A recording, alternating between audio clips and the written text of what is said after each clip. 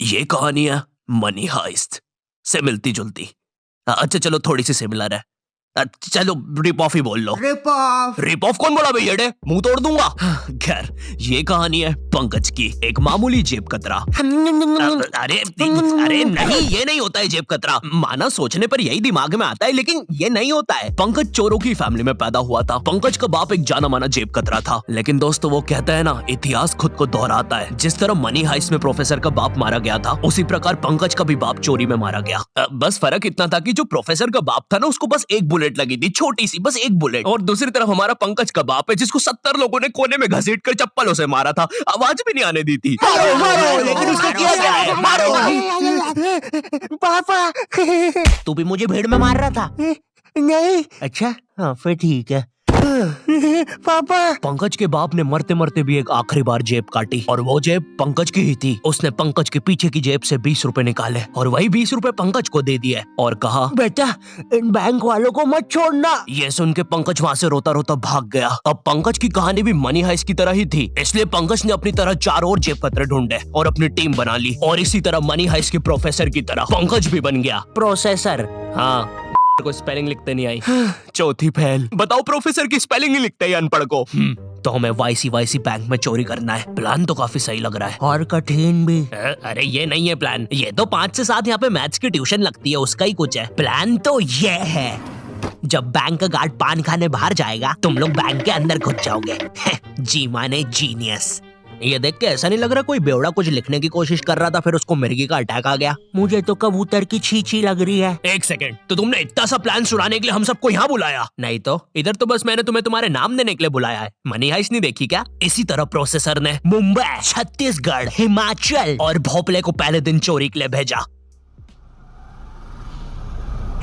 बम्बई का ट्रैफिक मियाँ, क्या बोले अभी 2 घंटे से यहीं फंसा के रखा है। वैसे तुम क्या करने जा रहे मियाँ? टट्टू वट्टू हो क्या? ये भाड़े के कपड़े और प्लास्टिक की बंदूक लेके नाटक वाटक करते हो क्या? चोर वोर बनते हो क्या? शक्ल भी बड़ी गंदी है। कि कहीं चोरी वोरी करने जा रहे हो? डाका वाका डालोगे?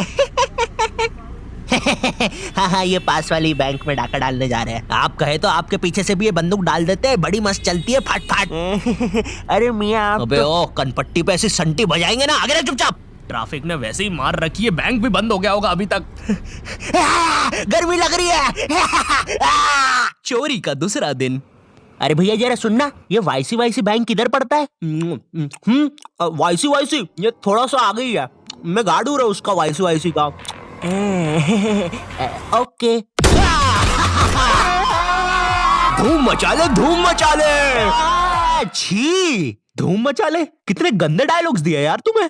अबे उसमें मेरी क्या गलती है? जो स्क्रिप्ट राइटर ने लिखा है वही पढ़ रहा हूँ मैं भी। ओह हेलो मिस्टर, मैंने ना आज तक कभी चोरी नहीं करी है और बैंक में तो बिल्कुल डाका नहीं डाला है, तो मुझे कैसे पता होगा कि एक चोर चोरी के समय क्या डायलॉग मारता है? लिख दिया धूम मचा ले। और तुम्हें चोरी नहीं करना क्या? अरे हाँ अभी याद आया। चल मैनेजर फटाक से सारे पैसे डाल इसमें। क्या? अबे ये कौन सा तरीका है बे डरने का? मुंबई पुलिस आ गई है, हमें जल्दी करना होगा। भोपाल और छत्तीसगढ़ तुम तिजोरी तोड़ो और हम लोग इन्हें हॉस्टेज लेते हैं। सर अंदर घुसे तो हॉस्टेजेस को खतरा है, इसलिए उन्हें भारी बुलाना पड़ेगा। हम लोग के स्नाइपर्स भी रेडी हो गए हैं। अरे तो ये इतनी ऊपर चढ़ के क्यों बैठा हुआ है? बैंक तो एक ही माले का है। नहीं सर, वो अपना नहीं है। अरे तो अपना वाला किधर है? अपना वाला तो वो है। ये कैसे चलती है? अरे रुकना शेमड़े। लगी रहा है। देख, हमें तिजोरी का पासवर्ड नहीं पता है और यहाँ पे कोई क्लू भी नहीं है जिससे हमें पता चले, तो अब काम आएगा हमारा दिमाग। खुल जा। हे ईश्वर, हमारी प्रार्थना सुने, इस तिजोरी को खोल दे। छुप जा, फटेगा अभी।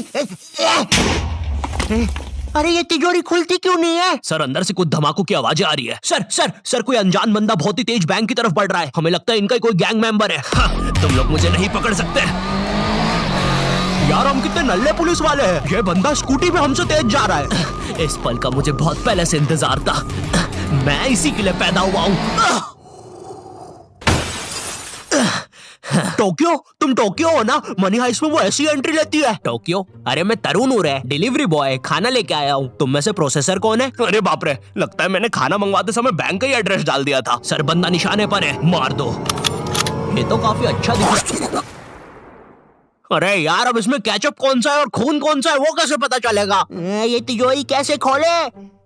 एक सेकंड, हम तो बैंक में ही है, तो तिजोरी खोलने से अच्छा हम पूरा पैसा प्रोसेसर के अकाउंट में डाल देते हैं ना। अरे बाप रे, कैसे सोचा मैंने ये?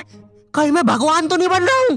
नहीं नहीं नहीं नहीं, ऐसा मत करना। चुप रहो, प्रोसेसर चोरी वोरी करना आती नहीं है। इसकी ताऊ की आग भागना पड़ेगा। प्रिय मित्रों, यहाँ पे ताऊ की आंख इसलिए कहा गया क्योंकि हम वैसी लैंग्वेज यूज नहीं कर सकते। ये वीडियो इतनी वेज और हरी भरी है कि आप इसको सलाद समझ के खा भी सकते हैं। धन्यवाद। बैंक से एक बहुत बड़ा अमाउंट एक लोकेशन पे गया है, चलना पड़ेगा। भोपाल के ज्यादा दिमाग चलाने की वजह से अब प्रोसेसर के पीछे भी पुलिस पड़ गई थी। अब प्रोसेसर पास भी भागने के लिए कोई जगह नहीं थी, इसलिए जब रात में सब सो रहे थे प्रोसेसर भी बैंक के अंदर घुस पड़ा।